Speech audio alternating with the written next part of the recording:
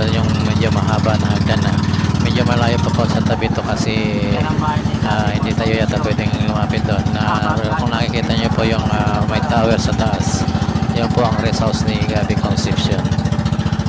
Medyo malayo na sa taas po yan ang bundok, may sarili po siyang hagdan na papunta doon sa dagat ng Lubo. Parte po ito ng Lubo, Batangas. Ayan po, nakikita nyo po, natakpa ko yan po, nakikita nyo yung may tower na po na maliit na yan sa dulo. Ayun po ang puting bahay ni Gabi Concepcion, ang kanyang rest house.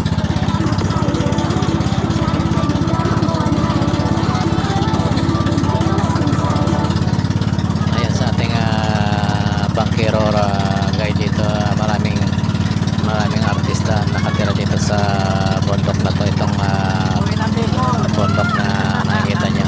Ayan po, medyo malapit-lapit tayo sa bahay ni Ores House ni Gabi Concepcion. Nakikita nyo po yan po, mahaba na yung pataas po, hagdanan po yan hanggang doon sa kanyang bahay mismo.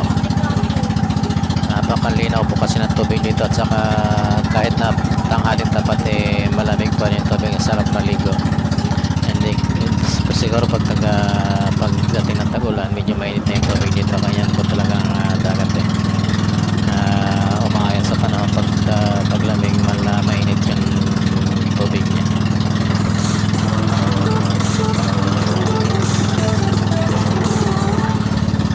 At tuloy-tuloy lang po tayo dito. Nandito pa rin tayo ngayon sa area ng Lobo. Ayan, nakikita nyo po medyo malapit-lapit na tayo ng konti, pero hindi po tayo makakalapit dyan, hanggang dito lang po tayo. Mamaya pabalik na po tayo ng konti.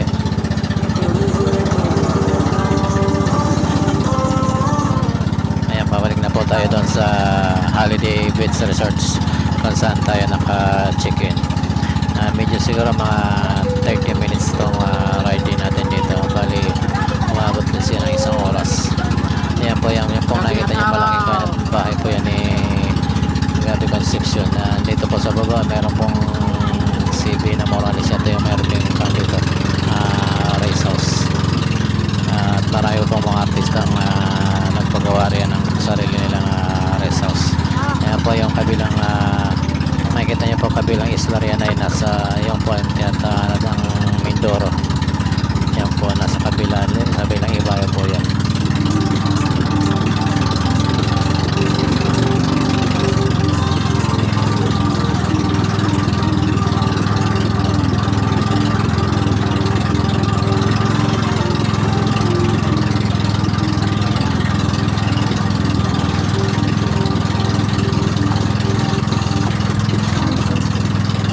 Medyo malaki-laki na yung alon ngayon. Pabalik natin sa ating tinutuloy yung beach resorts.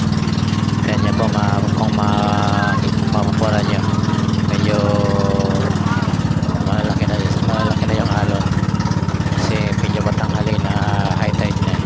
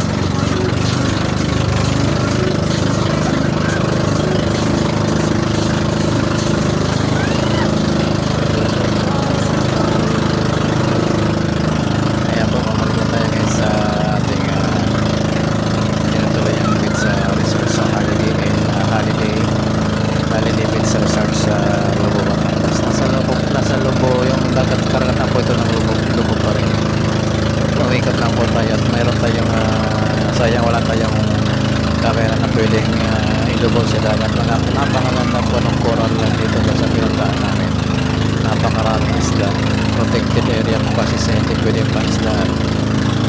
Makikita nyo po, kaya lang medyo malalim siya, pero napakalinaw po ng dagat. Masarap po maligo, sarap ng swimming. Sayang nga po guys kasi wala pa tayong masarap ilog-log doon sa dagat sa GoPro. Yung mga coral, makikita nyo yung mga coral doon, yung mga tirahan ng ating mga kaibigang isda. Napakarami po, napakaganda ng ilalim ng karagatan na bigay ng ating Panginoon ng kalikasan ng dapat pangalagaan.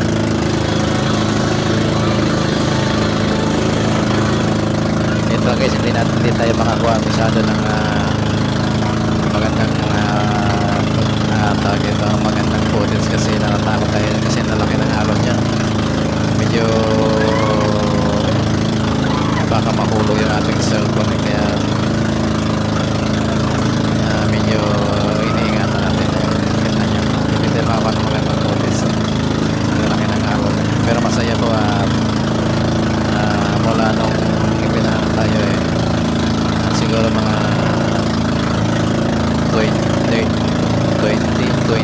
27 years or 30 years hindi tayo nakasakay ng bangka kasi nasa probinsya tayo medyo nahihilo ako dyan sa pagsakay ng bangka sa dagat ngayon medyo nag-i-enjoy kung kailan tayo nagkita nag-i-enjoy tayo doon sa sakay sa bangka, parang sarap ulit-ulit.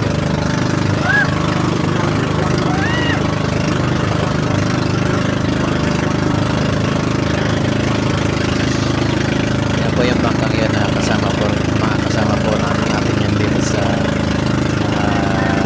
lubog. Nag-drive po tayo dito kaya Petek kasi birthday ng nanay niya na pag-iasapan tayo na mag-drive pero paman kasama po natin yung liliwaliw at maliligo sa dagat. Napakasarap maligo pala sa dagat. Sarap ulit-ulit sana maulit-ulit sana magkaroon tayo ng dagat sa pag-vlog. Masarap mag-vlog sa dagat yung lalo sa ilalim makikita po natin yung mga coral reefs na pinamamahay ng mga isda. Napakasarap po panoorin.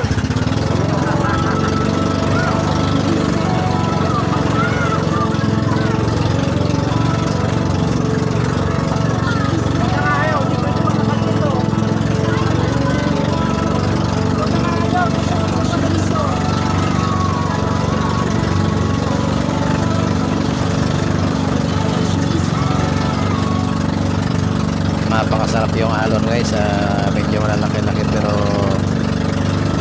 yung mga kasama ko dito parang napakaingay, hindi lang makulang hindi lang marinig dito sa ating video kasi maingay din yung motor, yung bangka natin medyo maingay yung makina.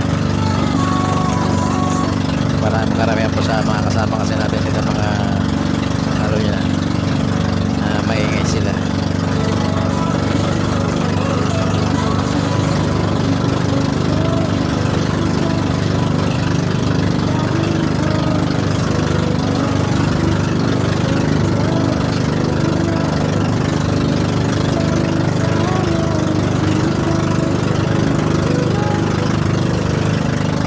Maraming salamat po sa lahat na